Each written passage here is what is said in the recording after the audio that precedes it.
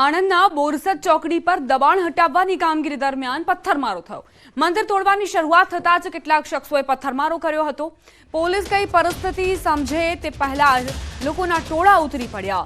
આખરે પોલીસે હળવો લાઠીચાર્જ કરવાની ફરજ પડી। પથ્થરબાજોને ઝડપી લેવામાં આવ્યા। પોલીસે કેટલાક લોકોની અટકાયત કરીને કાર્યવાહી કરી છે। आज वહેલી સવારથી જ તંત્રનું મેગા ઓપરેશન ચાલી રહ્યું છે। ઝુંપડપટ્ટી વિસ્તારમાં 10 થી વધુ મંદિર આવેલા છે। 300 થી વધુ નાના મોટા દબાણ તોડવાની કામગીરી ચાલી રહી છે। સંવાદદાતા જનક જોડાઈ ગયા છે વધુ જાણકારી સાથે। જનક, શું ઘટનાક્રમ? જી, આ જે ઘટના છે આણંદ ની જે ટ્રાફિક થી ધમધમતી બોરસદ ચોકડીના છે, ત્યાં લગભગ 350 જેટલા કાયદેસર દબાણો આવેલા છે। એટલે કે જે કોઈ દબાણ કરતા છે એમણે આખા રહેણાંકના મકાનો બનાવેલા છે। ત્યાં ખૂબ મોટા આશ્ચર્ય તેમની પાસે વીજ જોડાણો છે, એટલે કે ઇલેક્ટ્રિસિટી છે, પાણીના જોડાણો છે। વહીવટી તંત્ર આણંદે આ લોકોને છેલ્લા 3 દિવસથી સતત સમજાઈ રહી હતી। તેમજ ગઈકાલે વીજ કનેક્શન અને પાણીના કનેક્શન પણ કાપવામાં આવ્યા હતા। ચોક્કસ આજે સવારે જે કામગીરી હાથ ધરવામાં આવી ત્યારે કોઈ ઘટના બની નથી, પરંતુ આજે બપોર પછી જે વહીવટી તંત્ર આણંદે દબાણ હટાવવાની જે કામગીરી શરૂ કરી, એમાં જે મંદિરો હટાવવાની જે શરૂ કર્યું, ત્યારે ત્યાંના સ્થાનિક લોકોએ પોલીસ પર પથ્થરમારો કર્યો હતો। આણંદ ટાઉન પોલીસ, આણંદ ગ્રામ્ય પોલીસ, એસઓજી પોલીસ, એલસીબી ત્યાં પહોંચી હતી પરિસ્થિતિને થાળે પાડવા। પોલીસે હળવો લાઠીચાર્જ કરવાની બી ફરજ પડી હતી। અત્યાર સુધી અમારી પાસે જે માહિતી છે એ પ્રમાણે 25 જેટલા લોકો સામે સરકારી કામમાં દખલ પહોંચાડવાની જે કઈ કલમ છે એના પ્રમાણે ગુનો નોંધવામાં આવ્યો છે। જી, આભાર જનક જાણકારી આપવા માટે।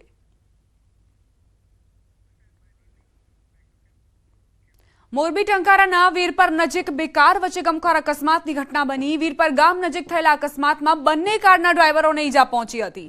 કાર અકસ્માતના સીસીટીવી ફૂટેજ સામે આવ્યા। બંને કારને મોટા પાયે નુકસાન થયું છે। મોરબીમાં ગમખ્વાર અકસ્માતની ઘટના બની। બંને કારની કઈ રીતે દુર્દશા થઈ છે તેની પણ તસવીરો સામે આવી। એક કાર ચાલક જે ટર્ન લઈ રહ્યો હતો અને બીજી તરફથી આવતા કાર ચાલકે કાબુ ગુમાવ્યો અને બંને કાર વચ્ચે ટક્કર થઈ તેના સીસીટીવી ફૂટેજ જુઓ। બંનેના ચાલકોને પણ ઈજા પહોંચી હોવાના સમાચાર। સંવાદદાતા અતુલ જોશી જોડાઈ ગયા છે વધુ જાણકારી સાથે। અતુલ, કઈ રીતે આ દુર્ઘટના બની? જે ચોક્કસથી જે મોરબીનું જે ટંકારા તાલુકા છે ત્યાં વીરપર નજીક જે બે કાર વચ્ચે અકસ્માત થયો હતો। એક કાર જ્યારે રસ્તો ઓળંગી રહી હતી ત્યારે બીજી કાર છે તે પૂરપાટ ઝડપે આવતા બે કાર અથડાઈ હતી અને જેમાં બે ડ્રાઈવર છે તેને ઈજા થઈ હતા। એક ડ્રાઈવર ગંભીર રીતે ઈજાગ્રસ્ત હોવાથી રાજકોટ સારવારમાં ખસેડાયો છે। ત્યારે આ જે બે ગમખ્વાર અકસ્માતને લઈને થોડી વાર જે રાજકોટ હાઈવેના જે ટ્રાફિક છે તે પણ જામના દ્રશ્યો સર્જાયા હતા। દીપા, આભાર અતુલ જાણકારી આપવા માટે।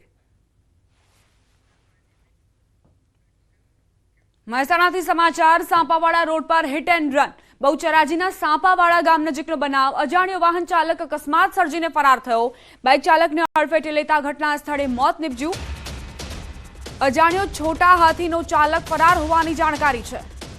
સાંપાવાડામાં હિટ એન્ડ રનની ઘટના। બહુચરાજીના સાંપાવાડા ગામ નજીક આ દુર્ઘટના બની, જ્યાં વાહન ચાલક અકસ્માત સર્જીને ફરાર થઈ ગયો। અત્યારે પોલીસ તેની શોધખોળ કરી રહી છે।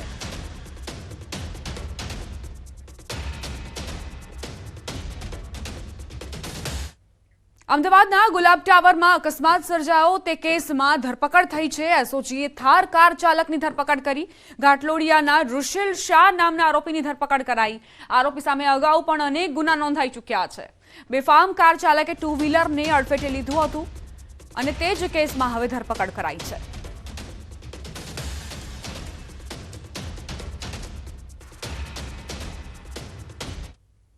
ભરૂચના જીતાલી ગામમાં તસ્કરોનો તરખાટ જોવા મળ્યો। અયોધ્યાપુરમ સોસાયટીમાં તસ્કરોના આટાફેરા કેદ થયા। 5 જેટલા તસ્કરોના રહેણાંક વિસ્તારમાં ધામા। તસ્કરો સીસીટીવીમાં કેદ જોવા મળ્યા। સોસાયટીના રહેવાસીઓમાં ભયનો માહોલ જોવા મળી રહ્યો છે। મોડી રાતનો સમય હોય, કડકડતી ઠંડી વરસી રહી હોય, સૌ કોઈ ઊંઘમાં હોય તે દરમિયાન આ તસ્કરો હાથફેરો કરી જાય તો કોઈને જાણ સુદ્ધા ન થાય, એટલે જ નાગરિકોમાં ભયનો માહોલ જોવા મળી રહ્યો છે।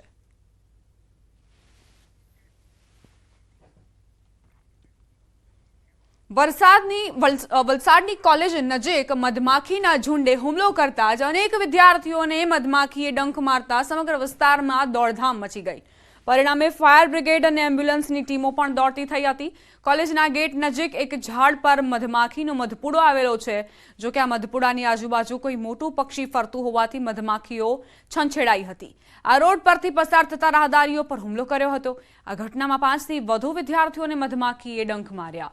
મધમાખીનો ઉછેર કરતા ખેડૂતનો સંપર્ક કરી મધપૂડાને હટાવવા માટેના પ્રયાસ હાથ ધરાયા હતા. એક ઝાડ પર જંગલી મધમાખી બેસેલી હતી. એમાં એક પક્ષી દ્વારા એને ઉડાવવામાં આવેલી અને એના કારણે જે કોલેજોમાં જે સ્ટુડન્ટો જાય છે એની ઉપર મધમાખીએ એટેક કરેલો હતો. એની અંદર 2 જણા એમાં ઇન્જર્ડ થયેલા છે અને એને 108 દ્વારા હોસ્પિટલમાં લઈ જવામાં આવ્યા. રાજ્ય શિક્ષણ વિભાગની અવારનવાર સૂચનાઓ છતાંય શહેરની કેટલીક શાળાઓ હજુ સુધરવાનું નામ નથી લઈ રહી. અમદાવાદ શહેરના ગોતા વિસ્તારમાં વસંતનગર ટાઉનશીપમાં આવેલી પ્રેમ સ્કૂલમાં વિદ્યાર્થીઓને ફરજિયાતપણે ગ્રીન કલરનો સ્વેટર પહેરવા દબાણ કરાતું હોવાનો આરોપ મુકાયો છે. આ શાળામાં પ્રાથમિક વિભાગમાં અભ્યાસ કરતા કેટલાક વિદ્યાર્થીઓ અને વાલીઓનો દાવો છે કે શાળા દ્વારા જો અન્ય કલરનો સ્વેટર પહેરીને આવે તો તેમને પ્રવેશવામાં નથી દેવાતા. એટલે કે શાળા દ્વારા નક્કી કરાયેલા ગ્રીન કલરનું સ્વેટર ફરજિયાતપણે પહેરવા માટે મજબૂર કરવામાં આવે છે. એવું દબાણ કરવામાં આવી રહ્યું છે, જેના કારણે વાલીઓમાં રોષનો માહોલ જોવા મળ્યો. આસપાસના વિસ્તારમાં ગરીબ અને મધ્યમ વર્ગના વાલીઓના દીકરા અહીં અભ્યાસ કરે છે, ત્યારે શાળા દ્વારા જે ફરજિયાતપણું કરવામાં આવી રહ્યું છે એ વ્યાજબી ન હોવાનું પણ વાલીઓએ મત વ્યક્ત કર્યો. કારણ કે શાળાની ફીની સાથે શાળા દ્વારા જે સ્વેટર કહેવાય છે તે પરવડે તેમ નથી. બીજી તરફ આ મામલે શાળા સંચાલકોનું કહેવું છે કે કોઈ પણ પ્રકારનું દબાણ એ ફરજિયાતપણું નથી કરવામાં આવ્યું. હા, એ ચોક્કસ કહેવામાં આવ્યું છે કે ગ્રીન કલરનું સ્વેટર પહેરીને આવવું જોઈએ, પણ દબાણ નથી કર્યું. સ્વેટર પહેરીને આવવાનું એમ. હા. નહીં આવો તો નહીં આવવાનું, નહીં પહેરીને આવો તો. કયા કલરનું સ્વેટર એને ગ્રીન કલરનું.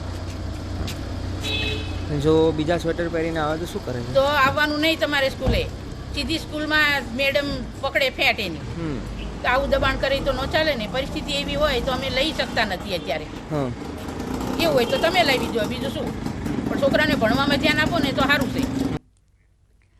અમદાવાદથી સમાચાર. ગોતાની પ્રેમ સ્કૂલમાં સ્વેટર મુદ્દે વિવાદનો મામલો. રાજ્ય શિક્ષણ મંત્રી પ્રફુલ્લ પાનસેરિયાનું નિવેદન. શાળા કોઈ ખાસ સ્વેટર પહેરવા પર દબાણ ન કરી શકે. જે કોઈ શાળા દબાણ કરે તો જિલ્લા શિક્ષણાધિકારીને ફરિયાદ કરો. વાલીઓએ પણ શાળા સાથે સંકલન કરવું જોઈએ. ઘણા બાળકોની તાસીર એવી હોય છે જ્યાં આછું સ્વેટર પહેરવાથી તકલીફ થતી હોય, જેથી આ ઇસ્યુ ન બનાવવું જોઈએ. કોઈ બાળકને અનુકૂળતા ન હોય, એમને કાન ટોપીની જરૂર હોય, જાડું સ્વેટર પહેરવું હોય તો કોઈ શાળા એમને ફરજિયાતપણે ફરજ ના પાડી શકે. તો આ એક સંકલનનો મુદ્દો છે. ઘણા બાળકની તાસીર ખૂબ ઠંડી સહન કરી શકવાની ન હોય તો એવા બાળકોને આઈડેન્ટિટી કરીને વાલી કે એ પ્રમાણે સાથે મળીને આવા નિર્ણય લેવા